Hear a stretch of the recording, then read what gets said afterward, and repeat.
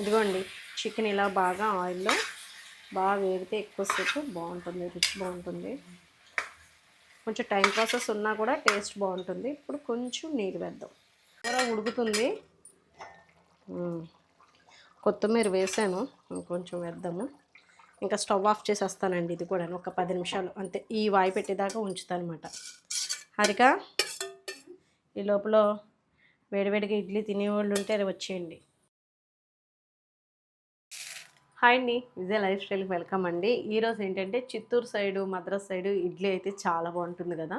అంటే మనం ఇటు సైడ్ అయితే, ఆంధ్ర సైడ్ అయితే రవ్వ ఇడ్లీ తింటాం కదా. అక్కడైతే ఏంటంటే బియ్యాన్ని రుబ్బి చేస్తారు. ఆ ప్రాసెస్లో ఏ బియ్యం నానబెడతారు ఏంటనేది మీకు చూపిస్తాను. నేను ఒక గ్లాసు తొక్కపప్పు తీసుకున్నాను, మినప్పప్పు. ఒక గ్లాస్ తొక్క మినపప్పు తీసుకున్నాను. దీన్ని నానబెట్టేసుకుందాము.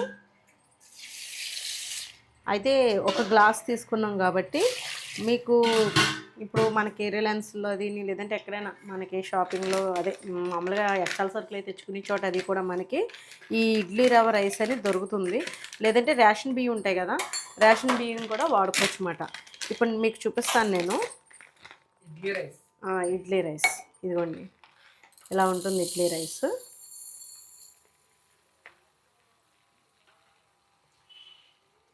ఇడ్లీ రైస్ ఇలా ఉంటుంది. మా వాడిని లూజ్ తీసుకురమ్మంటే అంటే అక్కడ అన్నీ కలిసిపోయి ఉన్నాయమ్మా అని ప్యాకెట్ తెచ్చాడంట. రైస్ అయితే ఒకసారి చూపిస్తాను, ఇలా చూడండి. ఇదిగోండి ఇలా ఉంటుందన్నమాట రైస్ అయితే. ఇది ఒక 2 గ్లాసులు వేసుకోవాలి. ఒక గ్లాస్ మినపప్పుకి 2 గ్లాసులు వేసుకోవాలన్నమాట. నేను నానబెట్టేస్తాను. కిచెన్ కొంచెం ఘోరంగానే ఉంది, కంప్లీట్ చేయాలి. టిఫిన్స్ ఇవన్నీ వెళ్ళిన తర్వాత ఇంకా నానబెట్టేసుకుంటే ఓ పని అయిపోతుంది కదా అని చెప్పేసి నేను ముందు దీని సంగతి చూస్తున్నాను అనమాట. టైం వేస్ట్ అవ్వకుండా ఉంటుంది కదా అని. 2 గ్లాసులు ఇది వేసుకుంటే బాయిల్డ్ రైస్ అంటాం కదా, లేదంటే దీని ప్లేస్లో రేషన్ బియ్యమైనా వేసుకోవచ్చు. ఇది ఒక గ్లాస్ బాయిల్డ్ రైస్ అన్నమాట. ఇది నానబెట్టేసుకుందాం.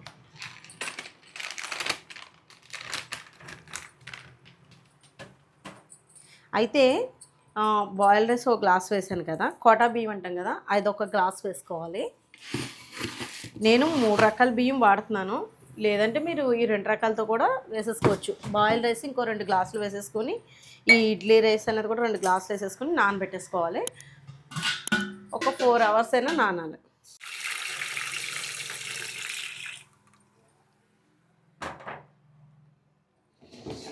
ఇది కూడా కడిగేసుకొని 2 సార్లు నానబెట్టుకుంటే సరిపోతుంది. పక్క కొలతలతోటి చాలా బాగుంటుంది. ఇందులో నేను 3 రకాలు, నా దగ్గర కోటా రైస్ ఉంది, బాయిల్డ్ రైస్ ఉంది, ఇడ్లీ రైస్ ఉంది కాబట్టి నానబెట్టాను. మీ దగ్గర ఇందులో ఓన్లీ ఇడ్లీ రైస్ ఉందనుకోండి, దాన్నే ఒక 4 గ్లాసులు నానబెట్టేసుకోండి ఒక గ్లాసు మినపప్పుకి. లేదంటే బాయిల్డ్ రైస్ దొరుకుతుంది మనకి. వీటిని ఉప్పుడు బియ్యం అని అంటారన్నమాట. ఉప్పుడు బియ్యంతో కూడా సున్నుండలు అవి చేసుకుంటారు, రోస్ట్గా వేపదిని కొబ్బరి అది వేసి చేస్తారు, బాగుంటుంది. ఈ నీళ్ళు కూడా నేను పాడేయనమాట, ఒక స్టోర్ చేసుకొని మొక్కలకి ఇచ్చుకుంటాను. బియ్యం కడిగిన నీళ్ళు మంచిగా వస్తాయి, మురికి కొంచెం ఏమన్నా ఉన్నా పోతుందన్నమాట. కొంచెం కోటా రైసు బాగా పాతపడ్డాయన్నమాట.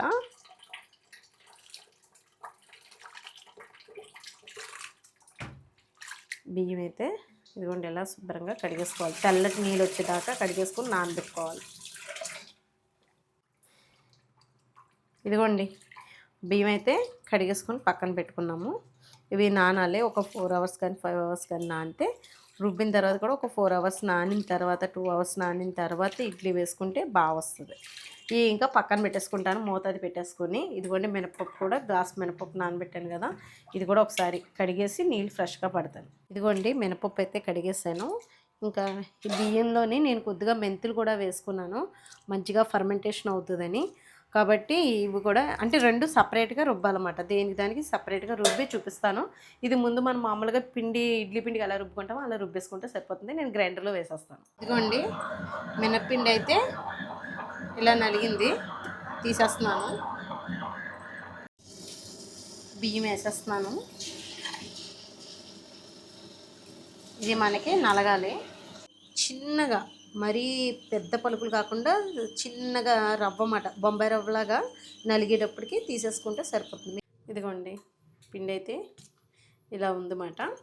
చక్కగా మంచి కన్సిస్టెన్సీలో రుబ్బేసుకున్నాము. మూత పెట్టేసి ఒక 4 అవర్స్ కానీ 2 అవర్స్, 4 అవర్స్ అవసరం లేదు, ఒక 2 గంటలు బాగా మంచిగా పులిస్తే బాగుంటుంది. అంటే పులవడం అంటే కొంచెం పిండి ఫర్మెంటేషన్ అవ్వాలన్నమాట, అప్పుడు గుల్లగా వస్తుంది ఇడ్లీ, గట్టిగా రాకుండా.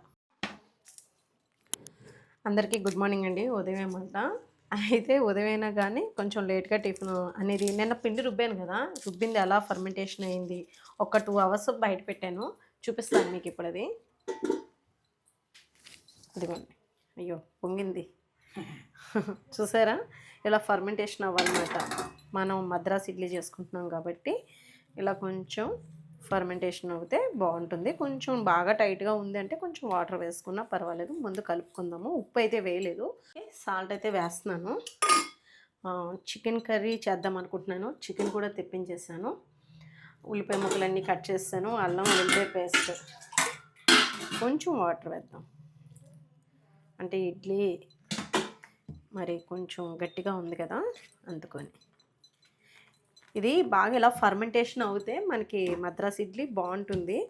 అయితే క్లాత్లో వేసుకోవచ్చు, క్లాత్ మీద వేయచ్చు, అంటే క్లాత్ ఉంటాయి కదా, ఇడ్లీ పత్రి క్లాత్, ఆ క్లాత్లో ఉంటే క్లాత్ మీద, లేదంటే ఎలా వేయాలి ఇడ్లీ డైరెక్ట్గా కూడా రేకుల మీద వేసేసుకోవచ్చు. చిన్న ప్రాసెస్ ఉంటుంది, అది కూడా చేద్దాం. ఇప్పుడైతే ముందు అయితే కొంచెం పిండి అయితే కలిపేస్తున్నాను. మంచిగా ఫర్మెంటేషన్ అయింది ఇది. ఇంకా ఆనియన్స్ అయితే కట్ చేస్తానండి, ఇంకా చికెన్ కర్రీ చేసేస్తాను. కొంచెం జీలకర్ర పొడి కూడా చేసి పెట్టుకుందాం అనుకుంటున్నానండి. ఇదిగోండి, కూరకైతే ఆనియన్స్ అది వేసేసాను, పచ్చిమిర్చి, కరివేపాకు. మామూలు చికెన్ కర్రీ మీకు అందరికీ రెగ్యులర్గా తెలిసేదే కదా. మనకి మెయిన్ ఏంటంటే మద్రాస్ ఇడ్లీ ప్రాసెస్ ఎలాగన్నదే కదా చూడాలి. దానికోసం అయితే మినప్పప్పు ఎలా నానబెట్టడం ఇదంతా కూడా నేను కొలతలతో చూపించేస్తాను కదా ముందు రోజే, ఎలా రుబ్బుకోవాలన్నది.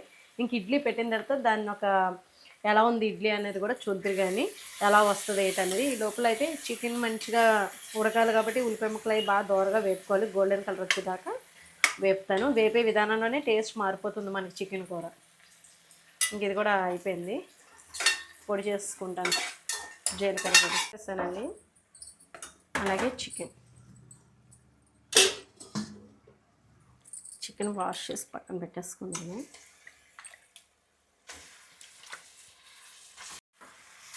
ఇదిగోండి, చికెన్ అయితే వేస్తాను.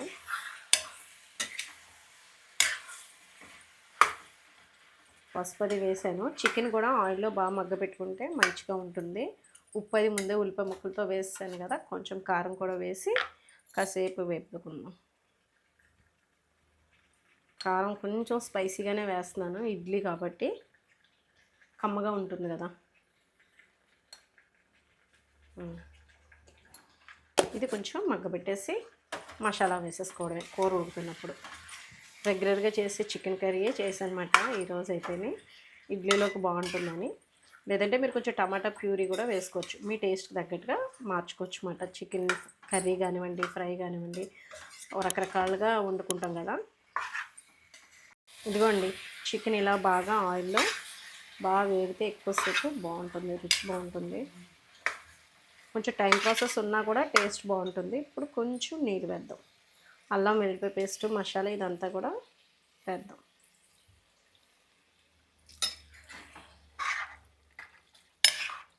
కొంచెం గ్రేవీ ఎక్కువ ఉండాలి కాబట్టి ఇడ్లీలోకి, కాబట్టి నేను కొంచెం లిక్విడ్లో అంటే కొంచెం జ్యూసీగా ఉన్నప్పుడే దింపేస్తాను. గారెలోకి, ఇడ్లీలోకి, రెట్లలోకి కొంచెం ఓటు ఉండాలన్నమాట. ఇప్పుడు ఇదైతే మూత పెట్టేసి ఇంక ఉడకబెట్టేస్తున్నాను. కూర అయితే మంచి సువాసన వస్తుంది కదా. కొంచెం మసాలా ముద్ద వేసేద్దాం. ఇందులో గసగసాలు, ఒక 2 జీడిపప్పు, అంటే ఉంటే 3, తక్కువ వేసుకోండి, మరీ కమ్మదనం వచ్చేస్తే బాగోదు కర్రీలోకి. యాలక్కాయలు అది వేసుకుంటే దాల్చిన చెక్క అది బాగుంటుంది. ఇప్పుడు ఇది కొంచెం ఉడకాలి, ఈ లోపల మనం ఇడ్లీ పెట్టేసుకుందాం. ఇదిగోండి ఇడ్లీ రేకులు, కొంచెం నెయ్యి రాసుకోవాలన్నమాట ఈ ఇడ్లీ పెట్టుకునేటప్పుడు.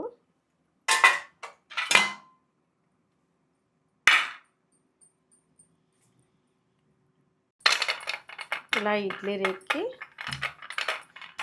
రాయడం వల్ల ఏంటంటే అండి, కొంచెం ఇడ్లీలు నైస్గా బాగా వస్తాయి అన్నమాట, అంటుకోకుండా ఉంటుంది రేక్కి. అంతే.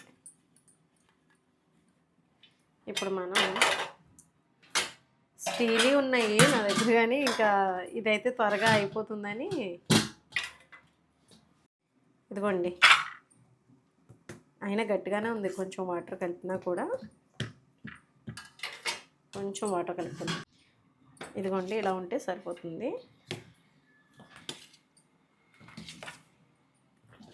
ఇలా పలుకు పలుకు కింద ఉండాలన్నమాట. మీకు కనబడుతుంది కదా పిండి.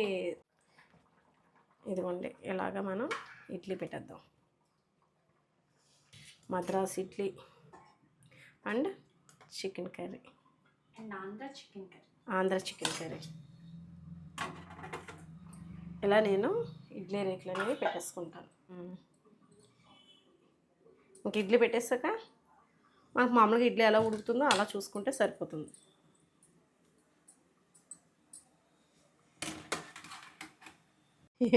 ఏమి ఇడ్లీ? సాగి ఇడ్లీయా? అదేంటి? ఓహో, తిరుపతి సైడ్ అది. ఉండైతే వస్తున్నానండి, చల్లారని కొంచెం. సాగి ఇడ్లీయా లేకపోతే దూదిల్లా ఉంటాయో చూద్దాం. ఓకేనా? ఇదిగోండి, ఇడ్లీ అయితే బాగుంది సార్ మావయ్యలో. చూపించు. కంచంలోకి తీస్తున్నాను కదా ఇడ్లీ అంతా. అందులోని దీని కాంబినేషన్లో చట్నీలు అవి కాకుండా సాంబార్ అది వేసుకుని చట్నీ అది వేసి పెడతారు అక్కడైతే కదా. ఇప్పుడు నేనైతే చికెన్ కర్రీ పెట్టాను. ఇడ్లీ మీద కొద్దిగా కొత్తిమీర కూడా పెట్టుకొచ్చాను. కొత్తిమీర పిచ్చా ఏంటి? అందులో నువ్వు కొత్తిమీర అంటేనే కొత్తిమీర పులుసు అన్నా తినలేదండి. మేమైతే ఇంట్లో పిల్లలు అందరం బాగా ఇష్టంగా తిన్నాం. ఆయనకి అందరికీ బాగా నచ్చింది. మల్లాడికి కూడా చాలా బాగుంది సాయంత్రానికి అది. ఇదిగోండి, ఇంకెలా అన్ని ఇడ్లీలు పెట్టేస్తాను.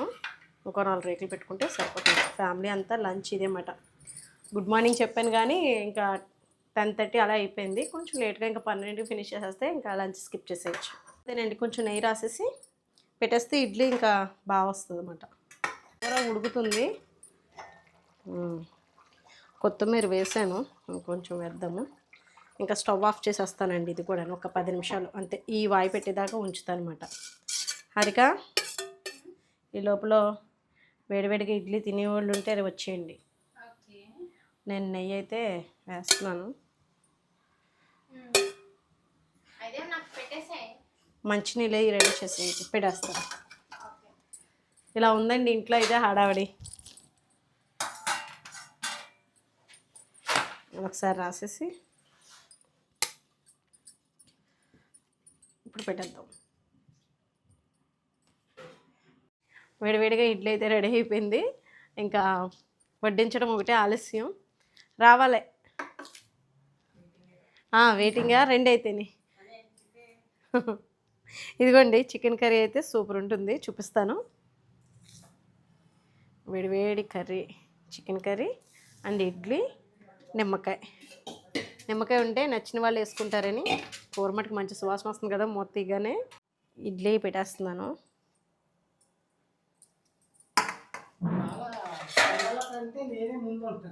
అవును, పొద్దున్న టిఫిన్ పెట్టలేదు, బ్రేక్ఫాస్ట్ లేదు కదా. కాంబినేషనా? లేదు, మేము చేపల పులుసు వేసుకుని కూడా తింటాం. మీరు ఎవరైనా తింటారండి? ఇడ్లీలో చేపల పులుసు ఒకటి చాలా బాగుంటుంది. అలాగే చికెన్ కర్రీ కూడా బాగుంటుంది. మాకైతే అలవాటు ఉంది, అమ్మ వాళ్ళ ఇంటికాడి నుంచి కూడా. నాకైతేని వీళ్ళకైతే ఇది ఫస్ట్ టైమా? కాదు కదా, ఇడ్లీతో అయితే ఫస్ట్ టైం అనుకుంటా. ఇడ్లీతో అయితే ఫస్ట్ టైము.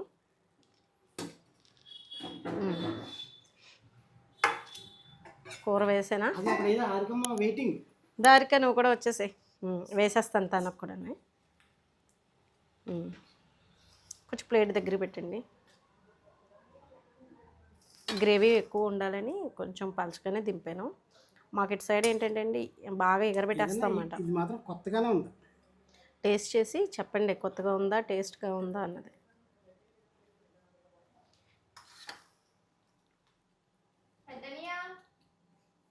సాయి రండి. ఇడ్లీ ఎలా ఉందన్నది నేను మీకు చెప్తాను. ఇదిగో, హారిక మంచిగా టీవీ పెట్టుకుని తింటుంది. ఇందుకే పరశురామి ముక్క అడిగాడు. కందనకాయ నిజమే కదా, నేను చూడలేదు. మెత్తడి ముక్కే కావాలట మళ్ళీ, ఒక దుమ్ము ఉండకూడదు. అవును, సాయిరమ్మకేమో ఈ ఖాజ్యం కావాలి, హారికకేమో కందనకాయ కావాలి. వచ్చిన వెంటనే తడుముకుంటుంది కందనకాయ. కూడా కొద్దిగా డిఫరెంట్గా ఉంది.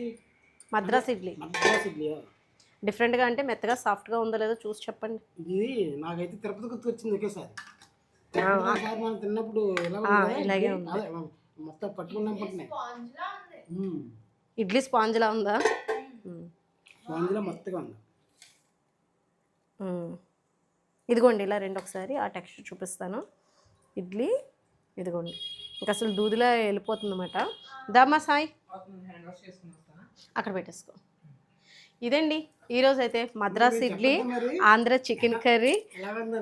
చెప్పండి ఎలా సూపర్గా ఉంది. బాగుందా? ఇడ్లీ మాత్రం చాలా బాగుంది. బాగుందా? అదిగోండి నచ్చింది. ఆ టేస్ట్ కూడా చాలా బాగుంది.